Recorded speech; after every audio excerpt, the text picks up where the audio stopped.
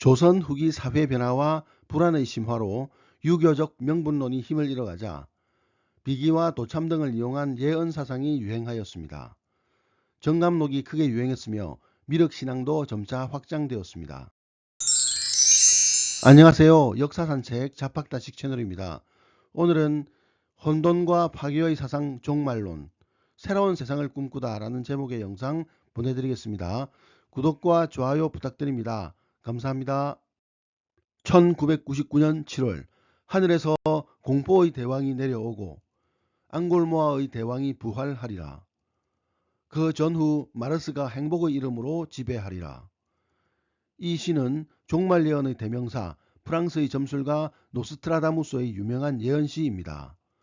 시에 멸망이라는 단어는 없지만 첫 줄에 1999년이라는 연도가 나와 1999년 인류 멸망을 예언한 시로 유명해졌습니다. 노스트라다무스의 예언은 1980년대 약 10여 년간 전 세계적으로 크게 유행했고 관련 서적만 수천만 권이 팔려 나갔습니다. 종말론 열풍은 비단 1980년대만의 현상은 아니었습니다. 2000년대에 들어와서도 마야인들이 만든 달력이 2012년 12월 21일 끝난다는 것을 근거로 이날 인류가 멸망할 거라는 예언이 돌면서 전 세계가 떠들썩했습니다. 심지어 할리우드에서 2012라는 영화가 제작될 정도였습니다. 19세기 말에도 종말론이 유행했습니다. 10에서 19세기까지 1000년의 역사가 끝나는 1899년 세계가 멸망한다는 소문이 그것이었습니다. 뭉크의 절규는 당시의 세기말적 분위기를 표현한 대표적인 작품입니다. 종말론은 왜 이렇게 유행하는 것일까요? 사람들은 왜 예언의 마음을 빼앗기는 것일까요? 우리나라에서는 과거 나라가 망할 때 예언이 유행하곤 했습니다. 백제가 멸망할 때 귀신이 나타나 백제가 망한다고 외쳤다는 소문이 돌고 신라가 망할 때에도 귀신들이 왕 앞에 나타나 춤을 추고 돌아갔다는 이야기가 유행했습니다. 고려가 망할 때에는 이씨 왕조가 들어선다는 의미로 목자덕국이라는 말이 유행했습니다. 비단 우리만 그런 것은 아니었습니다. 중국에서도 주나라 말기에 산뽕나무 활과 콩대로 만든 화살나라 망한다 라는 노래가 유행했는데 이는 주나라 유황이 산뽕나무 장수의 양녀인 포사에게 넘어가 폭정을 일삼다 나라가 망할 거라는 의미였습니다. 유명한 폭군 수양제 때는 10길 깊은 물에 버드나무 꿀꺽이라는 노래가 유행했습니다. 이는 버드나무 즉 수양제가 깊은 물 즉 당나라를 세운 이연에게 망한다는 뜻이었습니다. 변화는 그것이 좋은 것이든 나쁜 것이든 기본적으로 불확실하며 혼란을 수반합니다.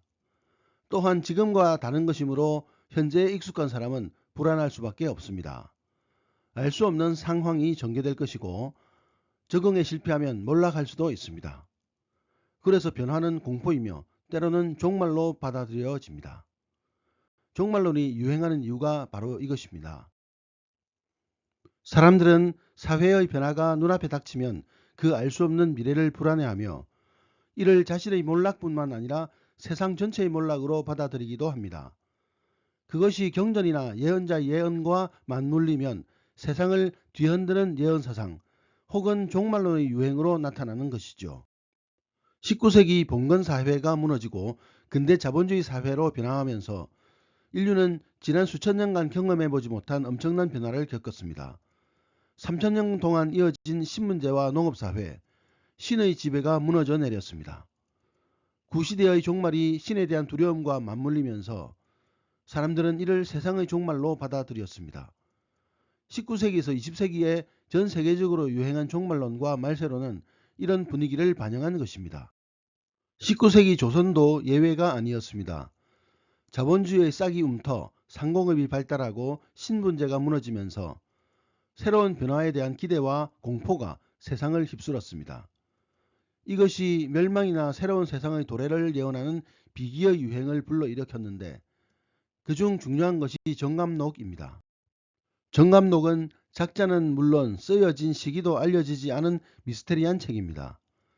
정감과 이심이라는 두 사람이 대화 형식으로 한민족의 기륭과 그 대책을 논하는 내용인데 여기서 이 책의 진위를 논하는 것은 의미가 없습니다.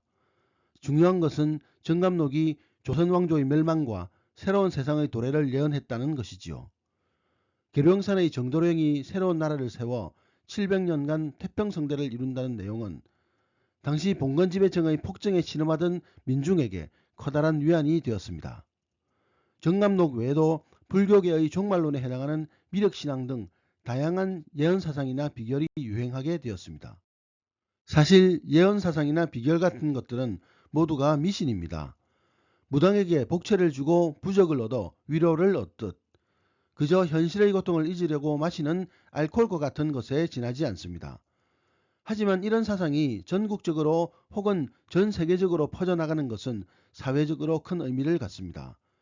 그것이 구체제의 위기 혹은 신체제에 대한 갈망을 담고 있기 때문입니다. 미신적인 요상한 말들은 어쩌면 개혁과 변혁 세상의 또 다른 모습일지도 모르겠습니다. 오늘의 참고도서는 에피소드 한국사라는 책이었습니다. 감사합니다.